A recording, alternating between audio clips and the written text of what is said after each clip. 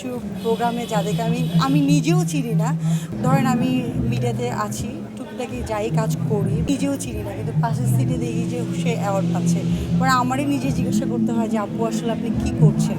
রঙিলা বৈশাখ যে প্রোগ্রামটা, এখানে তুর্কি ভাই আমাকে মডেল হিসাবে অ্যাওয়ার্ড দিচ্ছে, এই জন্য আজকে আসছি। আচ্ছা, এই যে অ্যাওয়ার্ডের কথা বলছো, এই অ্যাওয়ার্ড এখন আমরা শুনছি যে ঘাটা মানে রাস্তার অলিগলিতে সব জায়গায় খালি অ্যাওয়ার্ড আর অ্যাওয়ার্ড অ্যাওয়ার্ড দিচ্ছে। এই যে অ্যাওয়ার্ডগুলো দিচ্ছে আসলে কোনো কাজের পারপাস নাই, কিছু নাই, মানে কার কোনো ইয়ে নাই, তারপরে অ্যাওয়ার্ড দিচ্ছে। এই অ্যাওয়ার্ডগুলো আসলে কিভাবে দেখো? না, কিছু তো মানে উল্টাপাল্টা অ্যাওয়ার্ড হচ্ছে, বাট সব ক্ষেত্রে না। আজকে যে এখানে আসছেন তুর্কি ভাই হয়তো বা 14 থেকে 15টা অ্যাওয়ার্ড দিচ্ছে, যেখানে অ্যাডোফ খান, বারিশা আপু, নায়িকা আখি, আরও অনেকে আছে। এবং নতুন যারা আসলে দু একজন আছে কাজের অনুপ্রেরণা যোগার জন্য, তাদেরকে অ্যাওয়ার্ড দিচ্ছে। বাট সব জায়গাতে এমন না যে অহরহ অ্যাওয়ার্ড দিচ্ছে।